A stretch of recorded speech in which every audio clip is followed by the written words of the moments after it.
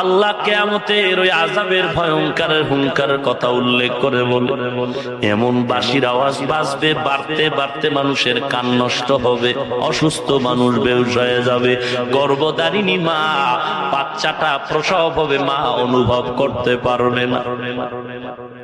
কেমন কঠিন অচেতনার আযাবের খবর শুনলে মানুষ পাগল। এরে নবীর উম্মতের দল, মা বাচ্চাকে দুগ্ধ পান করাবে, বাচ্চা হাতের থেকে পড়ে যাবে, মা টের পাবে। হাসরের ময়দানের আগ মুহূর্ত ইসরাফিলের আওয়াজ, মানুষগুলো পাগল, নেশাগ্রস্তের মতো হেলে দুলে পড়ে যাবে।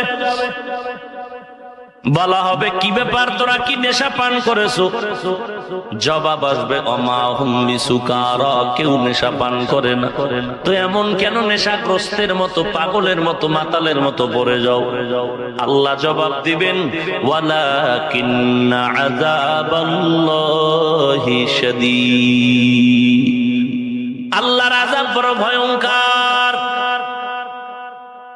আল্লাহর আযাবের ভয়ে মানুষগুলো পাগলের মতো হেলে দুলে পড়ে যায়।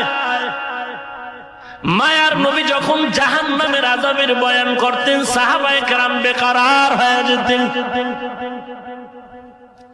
আজকে তো সে আযাবের কোনো চিন্তা নাই, বরং কপাল এমন পুরা পুরলো, কোরআনের কথাকে শুনিয়াও বলে কিছু আযাব হবে না, এগুলো মিথ্যা, হুজুরেরা বলতে পারে, বলুক, বাধা দিও না।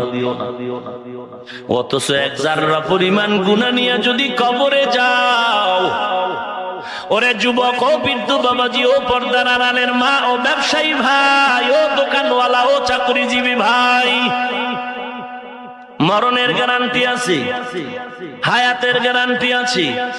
এরে যুবক, এমন কোন দিন নাই গাড়ির তলে যুবকের লাশ, পানির নিচে যুবকের লাশ, ঘরের বিছানায় যুবকের লাশ।